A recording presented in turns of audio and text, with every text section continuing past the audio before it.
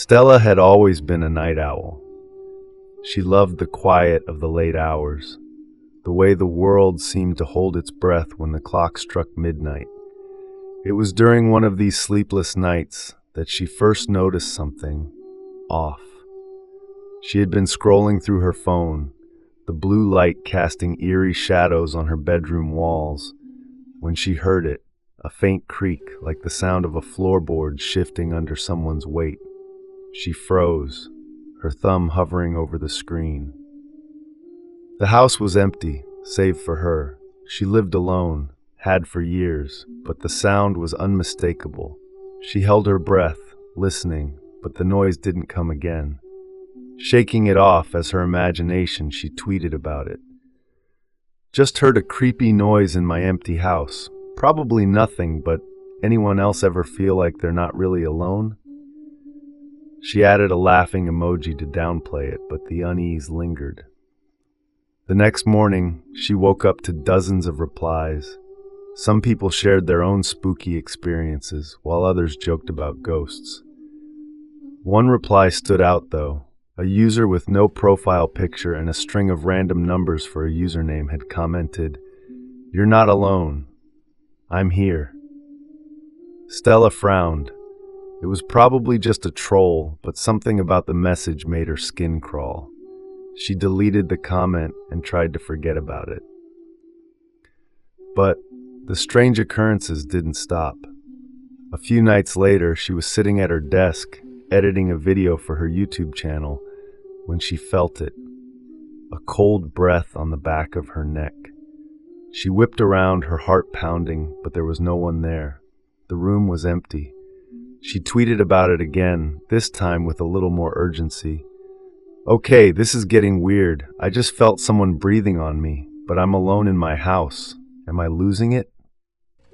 The replies flooded in, some sympathetic, others skeptical. But the same anonymous user commented again, "I told you I'm here."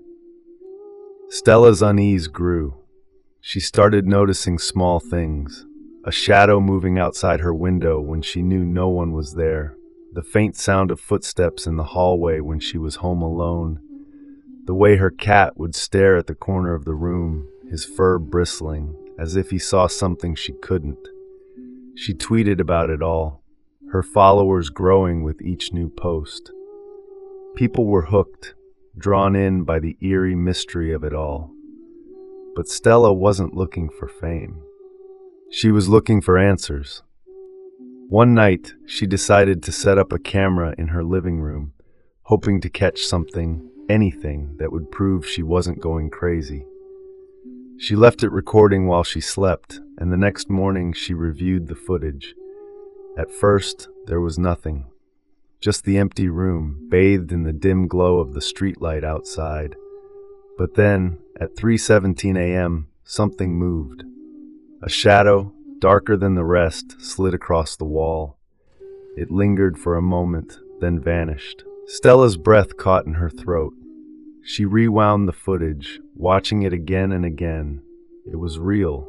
She wasn't imagining it. She tweeted the video, her hands trembling as she typed.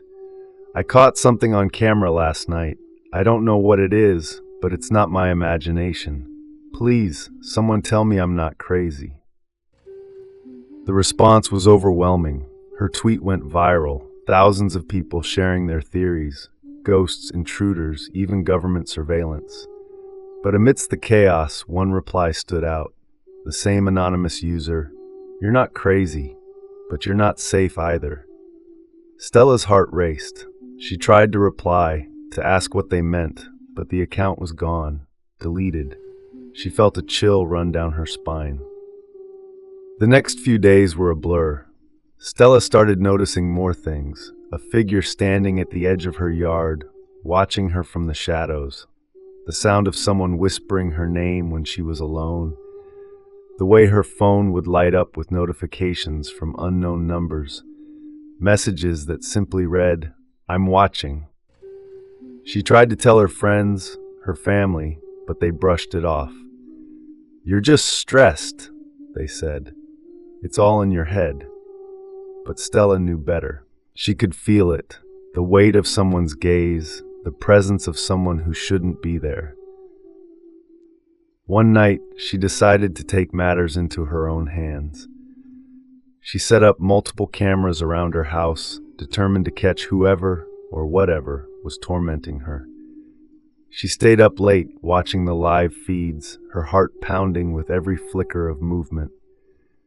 Hours passed, and nothing happened. She was about to give up when she saw it, a figure, cloaked in darkness, standing in her backyard. It was too far away to make out any details, but she could see its eyes glinting in the moonlight.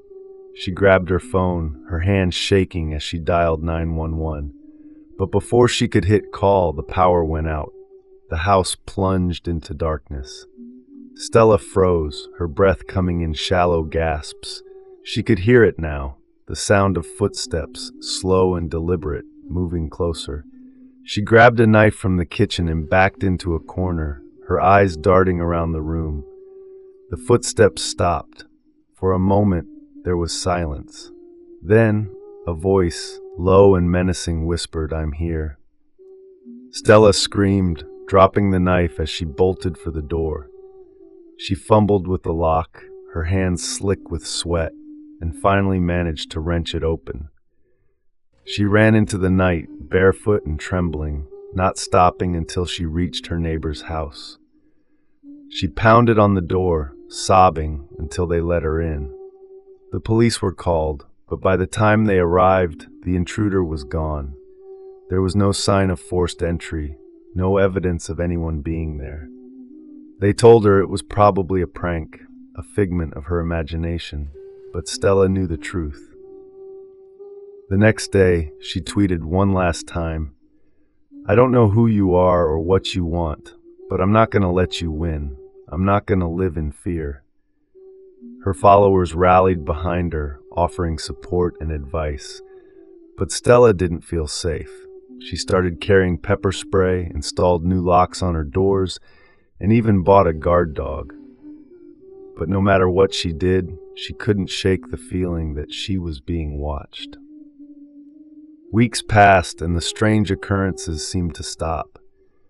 Stella began to relax, to think that maybe it was over. But then one night she woke up to the sound of her dog growling. She sat up, her heart racing, and saw it, a figure standing at the foot of her bed. She opened her mouth to scream, but no sound came out. The figure leaned closer, its breath hot against her face, and whispered, "I told you, I'm here." Stella's final tweet was posted the next morning. It was a single sentence, cryptic and chilling. "He's in the house." Her followers were frantic, flooding her mentions with messages of concern. But Stella never replied. Her phone was found in her living room, the screen cracked and smeared with blood. The house was empty, the doors and windows locked from the inside. There was no sign of a struggle, no evidence of an intruder. Stella was gone, vanished without a trace. To this day, no one knows what happened to her. Some say she was the victim of a stalker, a predator who used her tweets to track her every move. Others believe she was targeted by something otherworldly. But one thing is certain, Stella's story serves as a chilling reminder that sometimes the scariest monsters are the ones we can't see. If you enjoyed this chilling tale of Stella's haunting descent into terror, don't forget to hit that subscribe button and ring the bell for more spine-tingling stories that will keep you up at night. And remember, the shadows are always closer than they appear, and you're never truly alone. Until next time, stay safe, if you can.